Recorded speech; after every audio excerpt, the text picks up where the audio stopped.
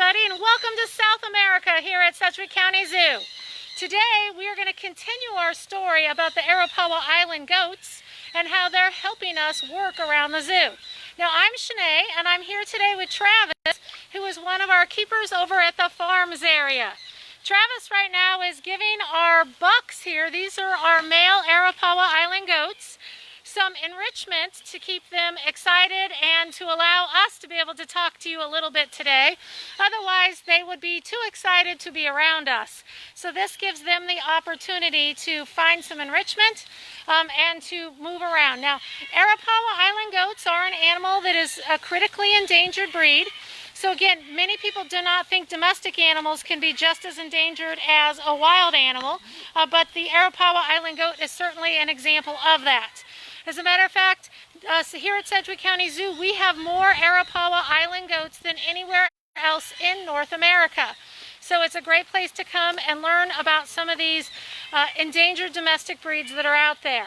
Now, often people will ask us, what's the difference between a domestic animal and an exotic or a wild animal? Domestic animals are animals that never lived in the wild. They were created from wild animals to do specific jobs or traits or behaviors that help us as humans. Now here at Sedgwick County Zoo, we are actually part of a study where we are learning the best value for Arapawa Island goats. Right now they're kind of considered a dual purpose goat, meaning they can be used for both milk and meat. But we're going to be part of a study where we start to look at the protein content, the different factors to see which type of goat they fit more into, that dairy or that meat production. However, Travis, I think they're just great horticulturalists, don't you? I think so. They've been over here in the old guanaco yard in South America for about a month now, and if anyone has been over recently, you've seen it was pretty overgrown, but they've completely cleared it out now. There's not a lot of vegetation left for us, so naturally they've just cleared it out. Now every time we have the goats out working, I always think of an episode of Curious George that I watched. It shows that I've had small kids in my house. Don't worry, you'll be watching Curious George soon too, Travis. But there's one Curious George episode where he and the little granddaughter next door get two goats and start their own poison ivy control program. And that's really how this started with us. Is our horticulture department had areas of the zoo where they just simply could not keep that poison ivy down. We did show some of those, and you can go back to our YouTube page and see where the goats were out and about in those back pasture areas controlling the poison ivy. Now, poison ivy wasn't as much of the concern here. It was just overgrowth, correct? I mean, there was a little poison ivy in the back, but mainly it was just the overgrowth in here. Okay. So how long have they been in here? And again, as you said, you can really see they have cleared everything at this point. They've been in this yard for about a month now. There's 9 goats total.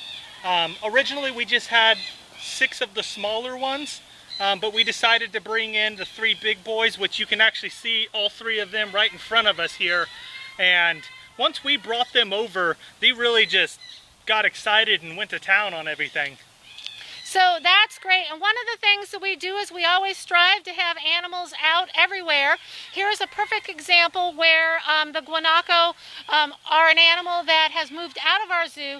This habitat then didn't have any animals in it. So this was a great way that we could make sure that animals are out and visible. Now here in South America, though, we have had some other issues, and even in the farms we have as well. We do sometimes have to watch natural predators. We have had, we believe, up to 4 mink move into the zoo. Mink are native North American predators. They're excellent bird predators. Those mink have come in, and we have not been able to locate how they're coming in and out of South America yet. And they've even made it down to farms, and we've taken all of our waterfowl and put them away for safety and security as well. So if you're here at the zoo, especially in South America and Australia, and notice that maybe there's not as many animals out, it's for the animals' protection right now. We're making sure that we can keep them as safe as possible. So yeah, that makes having the goats over here is a nice substitute for that, so you can still come through and see some animals. Now, we watched a little bit of ramming here recently, where you can see the older bucks then are plowing into the younger bucks. That is just a natural behavior that these animals are made to do. Yep. So tell us a little bit about how those horns work, and again, that extra padding they have, that even though it sounds loud, Right. it really isn't all that bad. Yeah, they're nice and thick, so they're meant for that ramming, so they could really show their dominance and everything. Especially Ice here, he's got those nice, beautiful flowing horns on him, and he definitely likes to put those to work. But that's one of the reasons we actually don't have them in our contact yards down in the farms, is because they're so big that it just takes one just clipping you and you could get hurt, fall down, anything. Yeah, even if they just walked by you with those horns sticking out a couple of inches, they could accidentally knock you down. And that's where we're so blessed here at Sedgwick County Zoo, that we have the pasture, which allows us to keep the rams traditionally out to pasture during the day, the does or the females in the farms area during the day, and then we just rotate them. It's really a great scenario that, Travis, I don't know of any other zoo in North America that can have that same type of setup. Nope. We're definitely blessed to have that setup down here. That's made it a little bit harder for us. Arapawa Island goats are one of the animals that we really have a strong conservation dedication to, but it's been harder for other zoos to house Arapawa Island goats because they're so critical.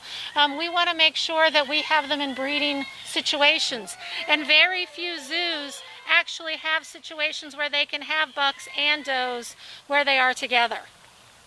Yep, that's correct. So we actually have about another week on these guys before we actually move them back to farms for the season. We get ready for their breeding season this fall. So I think next week we'll be moving them if anyone wants to come get a glimpse of them over here in Guanaco.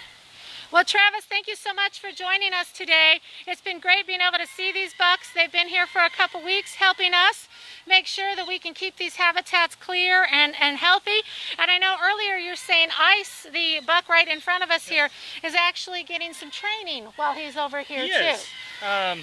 One of our commissary workers, Gabby, she has been working with a few of her co-workers on doing some station training with them.